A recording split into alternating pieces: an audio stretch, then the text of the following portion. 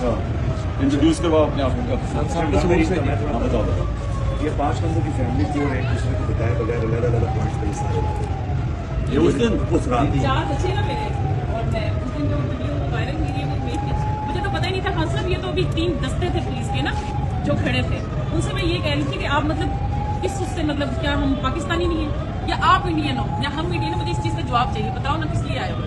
वो कहते हम मजबूर। मैंने कहा तुम्हें रिजल्ट उसका कोई अल्लाह पे भरोसा नहीं है, रिजल्ट उसने देने कह देते सब इनकार कर देते तुम। मैंने कहा वो तुमसे इतना प्यार करता, हमें तुम्हें आमने सामने नहीं चाहते थे खान साहब, तो मैं इसलिए रो रही थी। मैं कह रही थी कि वो तो ये चाहते नहीं थे, आप लोग फिर इस तरह से मतलब कर रहे हो। तो वो एसपी था ना एक, उसने देखा कि मतलब ये बड़ा बोल रही है, उसने कहा पकड़ो इसको डाले में डालो। मैंने कहा हाँ डाले में डालो, मुझे सारी गोलियां यहाँ खा कर जाऊंगी, जिंदा नहीं जाऊंगी। तुमने क्या समझाया? वो कहता है उसने मुझे गाली दी ना। एसपी ने हाँ जी, वो कौन था? अब मुझे ये पता, अगर पता होता मैं अपने घर वो खान जाती। साहब मैं- मॉल रोड पे था, वो ऐसी मॉल रोड पे निकाली थी। आपने खान साहब वीडियो देखी होगी, उनसे पुलिस वालों से जो फाइट कर रही थी ना, वो बदला पूरा लिया, मैं नहीं छोड़ती होती बदला भी। मैंने उसी वक्त मैंने कहा जो मुझे गाली दी है वो तेरी माँ तेरी बहन बगैरत के बच्चे। ये तो बड़ा बोल रही है इसको, तो फिर मुझे इधर सोटी मारी अच्छी सी ना दर्द जोर से। मैंने कहा सोटी से क्या होता है, गोली मारो ना, मारो गोली इधर, मेरी ऐसी की तैसी तुम्हारी आयो तुम लेने के लिए खान को हाथ तो लगाकर देखो, पहले हमें मारो ना फिर उधर पहुंचना तुम, तुम्हारी जुर्रत तुम्हारी।